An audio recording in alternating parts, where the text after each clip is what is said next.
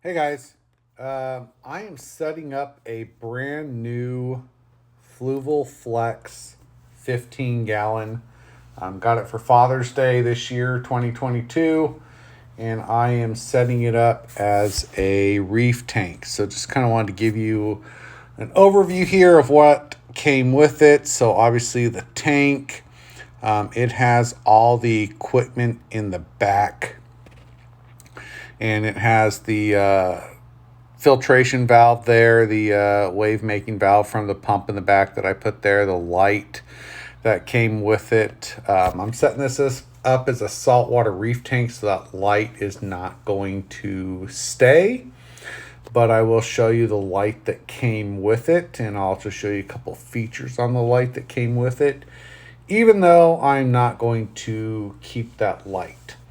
But this is everything that came with it. I do like that nice curve to the front. It's definitely a different take on a curved tank. Very unique, and looking forward to seeing what I'm going to do here. I'm going to take you through each step. So there's a nice pad that comes with it. You can see there's a nice pad that goes underneath it.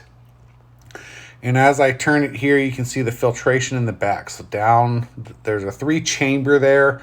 Down the center chamber, here's the third chamber. There's the pump that is supplying the water back to the tank. That middle chamber is a filtration pad along with some carbon and ceramic media. I'll pull it out here. You can see it's a filter pad with 2 chambers, one for carbon, one for ceramic media. I'll start up with it like that, a couple modifications as I go. And again, I'll walk you through everything that I do to make sure that this tank starts off as a good functioning reef. And then that third chamber is supposed to be an empty chamber, but for me, it won't be an empty chamber. Day one, you'll see some stuff in there that's going to be in this video, and as time progresses, more stuff will be in there. So this is what it came with, the tank. It came with the charcoal, the ceramic media, the filter pad there, the pump, as well as that directional piece for water return to adjust how the flow goes into the tank. That way I can create my surface break as well as create movement within the tank. So I bought this heater and this temperature monitoring piece. I bought a Eheim Jager heater, and again, here's just kind of the internal look at it. I am going to rinse it out. So you can see I'm pouring RODI water into the tank, and I'm going to take paper towels and I'm going to clean every single surface. It's been manufactured, it's been packed, it's been shipped. We don't know what's on those surfaces, and when we're going to a reef tank that we're going to put an expensive light on and hundreds, maybe even thousands of dollars worth of corals in there, it just can't be left for question. You can see there on the pump the debris that came in when I unpacked the pump. So that tells you right there that things need to be rinsed off. So here I am rinsing off the sponge that came with it, the brand new heater that I bought. I'm going to rinse that off as well. It did not come with it. I bought that separately. And this one, really, you need a 50-watt Eheim Jager. The bigger watts don't fit properly. And then I'm washing the ceramic media. You can see there's 2 bags there. I added a separate bag, and that is going into the third chamber. Like I said, there's going to be some modifications to that third chamber, and you'll see as I go everything that I modify. And then here's the carbon piece that I'm rinsing off, just to get the debris off the carbon. I always rinse carbon before I put it into my tank, just to make sure it's clean. As you can see, that third chamber there has that extra bag of ceramic media. I personally don't like putting ceramic media in a bag. I like it loose, but this tank is going to pretty much demand that I put it in a bag. Loose down there would make it very hard to clean. So continuing to look at it here, you can see there's a little bit of water left in there that I do have to wipe out. And here is the sand that I'm putting into the tank. This is a 20-pound bag. I'm only going to put in about half, about 10 pounds. It's the Carib Sea Live sand, proven to reduce nitrates. It's just for me, the Arag-Alive is my sand of choice. I chose the Fiji pink. It doesn't look all that pink at this point. Wait till I get more things in there and get a blue coat on it. So I got the sand in there and I built my rock structure. I am using dry rock that I had in a bucket in my basement. Very seldom do I use live rock from a pet store. You just bring in problems that way. Anything that the live rock had on it, it's going to come to your tank, and that is sometimes a good thing, sometimes a bad thing. So I use dry rock, and I will jumpstart my tank in another way. But this is the rock setup that I've chosen, and this is the way I set up my tank. I put a little bit of sand at the bottom, stacked my rock, and then I put the rest of the sand in to secure my rock in place. So this is what it looks like, and we're about ready to start getting more water, or start getting water in the tank. So like I said, we're about ready to start getting water in the tank. A little bit of close up here so you can see how the rock is stacked. I normally don't glue or putty my rock work together. I just stack it. So here's kind of a side angle of it. I make sure that I have plenty of flow around it. So what am I going to add to my filter to make sure it gets going? My go-to is Microbe Lift Special Blend. It's a blend of beneficial bacteria that helps your tank. So if you look at this one here, it's going to tell me that I need to, for a 15-gallon tank, add in day one 15 milliliters. I am going to add in a lot more than 15 milliliters. I don't do the dosing schedule that they recommend.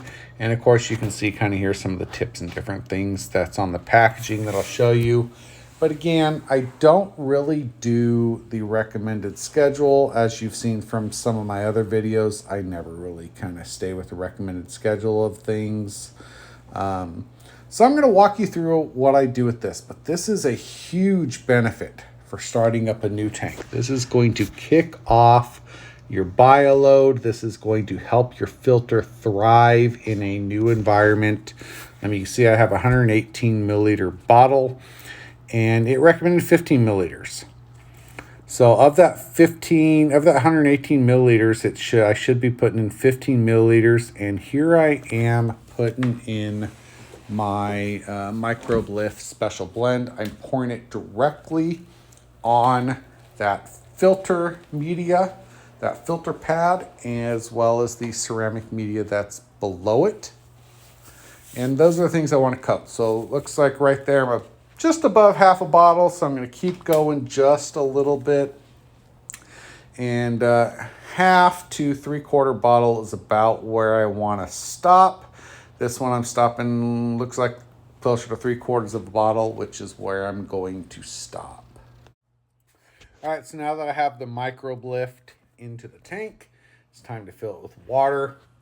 As you can see, it's a Fluval Flex 15-gallon tank, and I put in roughly 12 gallons of water after I put in the sand and the rock. That took up some water space, and we ended up with about 12 total gallons of water. All right, so here it is with the water freshly added. Obviously, it's still murky from freshly adding the water. We're going to start playing around with the lights, see what kind of features it come with. Again, we're going to change that light for a reef light, but let's just see what it comes with. We got a couple different color options here. red, blue, green. You see I'm going back to blue there. We also have our white. You can run white with any color of red, blue, or green. So you can see on the remote white separately and the color spectrum is different. There's also a random mode where it cycles through the colors. There's a thunderstorm mode and a cloud cover mode. So if we run through the first mode here where I have the white and blue on, that's the thunderstorm mode right there. It's kind of flash and end in a blue sequence. It will flash again as things go on. Cloud cover, just essentially a quick flash in right to blue. Cloud cover means it's going to be darker. So that's kind of what it's doing. So back to the white and blue here, or I'm sorry, back to the straight blue here. And then here we are cycling through the colors. So we kind of go to that red. It was cycling up to red. Now we're cycling down out of red.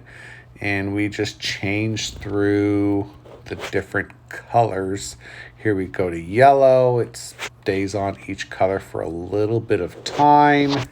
And that random one just cycles through the colors. So I just kind of went back to the blue here. Just to kind of give you what that looks like. Again, this would be great for growing some plants in a freshwater tank.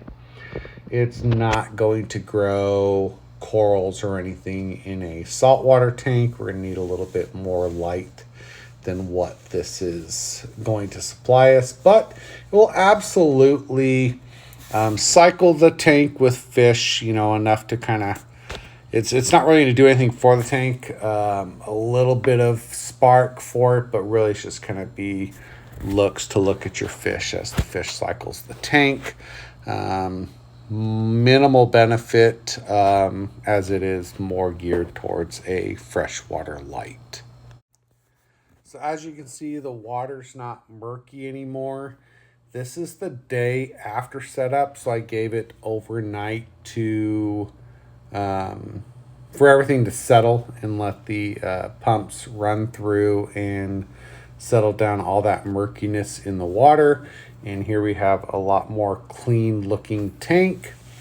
And I'm going to run through all the light cycles again for you so you can see it in a clean water environment without all that murkiness disrupting what the light is going to truly look like. So check that out. Give me a like, give me a subscribe, and check out some more of my content, as well as follow this tank as we go. We've got a lot more to do here. It's a brand new tank. This is day one. We've got a ton of stuff to do to get this to a full functioning reef tank. So follow this tank along and see what we do. So thanks, guys. Give me a like, give me a subscribe, check out some more of my content. I'll get more out soon. Thanks.